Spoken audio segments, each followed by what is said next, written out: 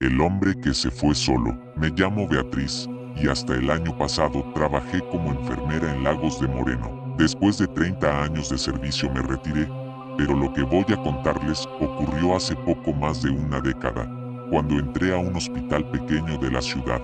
No daré su nombre por respeto, pero quienes han trabajado ahí sabrán reconocerlo. Lo que quiero compartirles pasó en la morgue de ese hospital. Era un lugar que yo ya conocía bien porque entre mis tareas estaba llevar a los cuerpos recién llegados y ayudar, en caso necesario, a los médicos que estaban de turno. Por la cercanía con un albergue, nos llegaban con frecuencia personas en situación de calle, hombres y mujeres sin familia, sin nombre en sus papeles, sin alguien que preguntara por ellos después. Era doloroso, pero uno aprendía a convivir con esa tristeza. En 7 meses de trabajo ahí, nunca me pasó nada extraño, ni un ruido fuera de lugar, ni sombras, ni rumores de apariciones. La doctora y el doctor que se encargaban de la morgue eran personas serias, de edad avanzada, y nunca hablaban de esas cosas. Pero esa tarde llegó un hombre, un indigente de unos 30 y tantos años, según dijeron los agentes que lo levantaron. En la calle,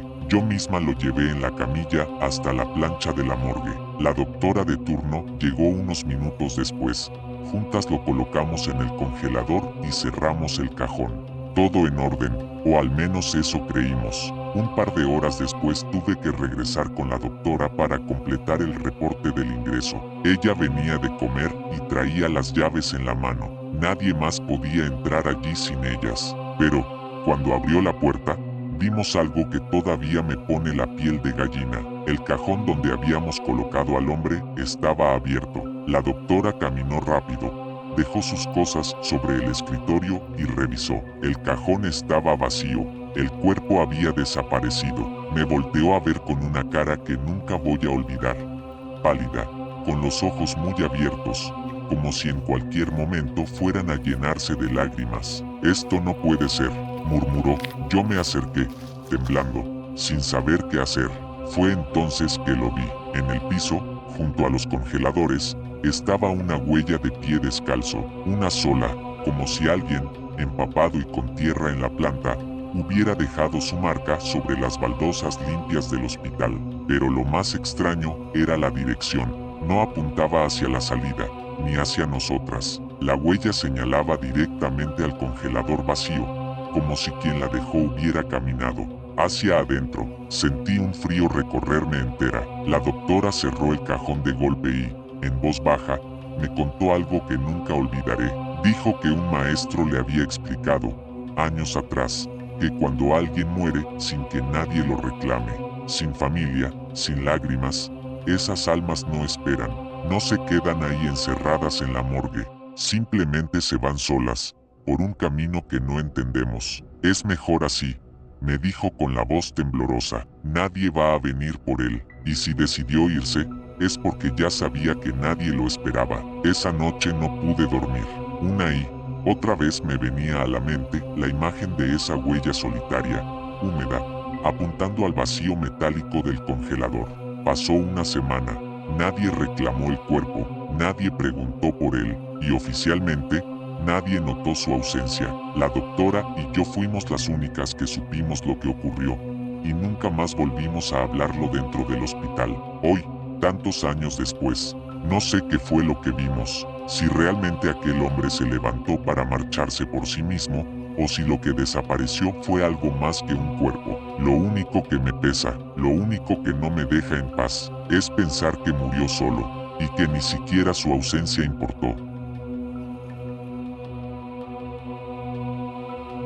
La ventana de la morgue. Mi nombre es Carlos, y llevo años trabajando como embalsamador aquí en República Dominicana. Hoy tengo mi propio negocio, pero antes de eso trabajé bajo las órdenes de un hombre mayor llamado Agustín, dueño de una pequeña morgue que funcionaba junto a un hospital que ya no existe. El hospital lo derrumbaron hace años y ahora en su lugar hay un barrio bonito, con casas nuevas y calles bien iluminadas. Pero lo que ocurrió ahí, nadie lo sabrá, excepto yo. La morgue era más bien como una casita de un piso, aislada del hospital por un terreno largo y solitario. Para llegar, había que caminar por detrás del edificio, un trayecto que al amanecer parecía interminable. Solo Agustín y yo trabajábamos ahí, nadie más. Una mañana llegué a mi turno como siempre, alrededor de las 8. Caminaba por aquel terreno vacío, con la brisa fría pegándome en la cara, cuando vi algo que hasta hoy me persigue.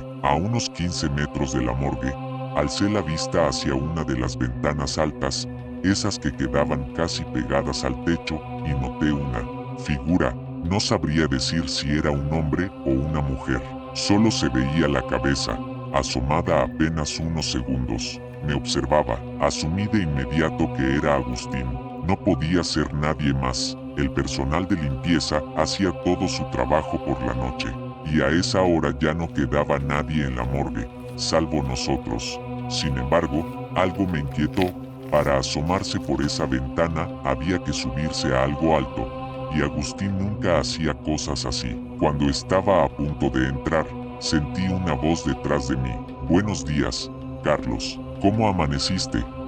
Giré y ahí estaba Agustín, saludándome como siempre, con sus llaves en la mano. Se me heló la sangre. Si él estaba llegando detrás de mí, entonces, ¿quién había sido la persona que vi en la ventana? Agustín notó mi cara pálida y me preguntó qué ocurría. Yo le conté lo que había visto. Él no dijo nada, solo abrió la puerta y me invitó a pasar. La morgue estaba vacía, salvo por el cuerpo de una mujer adulta que yacía sobre la plancha metálica. ¿Ves? No hay nadie más aquí. Quizás fue tu imaginación, me dijo con calma, aunque yo noté un leve temblor en su voz. Le juré que no me lo había imaginado, que alguien me había observado desde esa ventana. Entonces Agustín suspiró, como resignado, y bajando la voz me confesó algo. Carlos, esta mujer, desde que llegó, no ha dejado de moverse, más de lo normal. Tú sabes cómo es. A veces los músculos se contraen, los gases hacen que los cuerpos se muevan, incluso parece que respiran. Pero lo de ella es distinto. Yo lo miré con miedo. Él, con un tono serio pero tranquilo, agregó, no pienso que haya sido ella quien se levantó para mirarte, pero si lo fue, ¿qué podemos hacer? Solo seguir trabajando, para que encuentre la paz. No supe qué responder. Nos pusimos a trabajar, y tenía razón, el cuerpo se movió, no una, sino 2 veces, con espasmos tan fuertes que parecía intentar incorporarse. Yo ya estaba acostumbrado a ver movimientos involuntarios, pero esto fue diferente. Años después, cuando recuerdo ese rostro que se está asomado en la ventana, lo que más me atormenta es que ahora puedo ponerle una cara, y es el mismo rostro de aquella mujer que descansaba sobre la plancha de metal esa mañana. Porque una cosa es ver que un cuerpo exhala aire o mueve los dedos por reflejo, otra muy distinta es verlo levantarse para espiarte desde una ventana. La pregunta de la jovencita. Trabajo en un hospital cerca del centro de Oaxaca. He visto muchas cosas en la morgue, pero hay una noche que me marcó para siempre. Una mezcla de tristeza, desconcierto y un miedo que todavía me acompaña. Era la 1 de la mañana. En ese entonces yo era apenas asistente de un doctor y me tocaba el turno nocturno, siempre en la morgue con él. Esa madrugada llegó el cuerpo de una joven de apenas 21 años. Había fallecido en un accidente automovilístico. Viajaba con su novio cuando un tráiler los impactó. El muchacho sobrevivió, muy malherido, pero vivo. Ella no. Hacía horas que estaba sin vida. La colocamos sobre la plancha de metal y comenzamos a trabajar en los reportes, de espaldas a su cuerpo. El doctor escribía en el escritorio y yo lo acompañaba, llenando los datos correspondientes. Todo parecía rutinario, hasta que escuchamos un rechinar metálico, un sonido fuerte que venía de la plancha. Al voltear, lo vimos. La jovencita estaba sentada, nos miraba fijamente, con los ojos clavados en nosotros. Su piel pálida resaltaba bajo la luz blanca del quirófano, y con una voz que jamás olvidaré, preguntó, ¿dónde está mi bolsa? No gritó, no lloró, solo lo dijo, como si realmente esperara nuestra respuesta. Después, sin desplomarse, se volvió a recostar lentamente sobre la plancha, quedando en la misma posición en que la habíamos dejado. Yo me quedé paralizado, no podía respirar. El doctor, en cambio, no reaccionó con miedo, sino con una tristeza extraña. Se quitó los lentes, se frotó la cara y se persignó. Luego me pidió que saliéramos un momento al pasillo. Con voz tranquila, intentó calmarme. No te asustes. Sé que cuesta creerlo, pero a veces pasa. Ella ya no tenía vida cuando habló. Lo sabes, a veces son apegos. Cosas materiales, personas, recuerdos, algo que no los deja ir. Su bolsa debió significar mucho para ella. Yo asentí, aunque no dejaba de temblar. Después de unos minutos regresamos. Entré con miedo, esperando que la joven se levantara. Otra vez, pero no se movió más. Me acerqué y la vi de nuevo, y entonces lo entendí. Lo que me había estremecido no era que hablara, sino sus ojos, porque aunque se había sentado y pronunciado aquellas palabras, sus ojos seguían siendo los de alguien sin vida, vidriosos, apagados, completamente ajenos a este mundo. Terminamos el procedimiento como pudimos. Después, su cuerpo fue entregado a la familia y nunca supimos más. Pero lo que se quedó conmigo no fue su pregunta, ni siquiera el miedo de verla levantarse.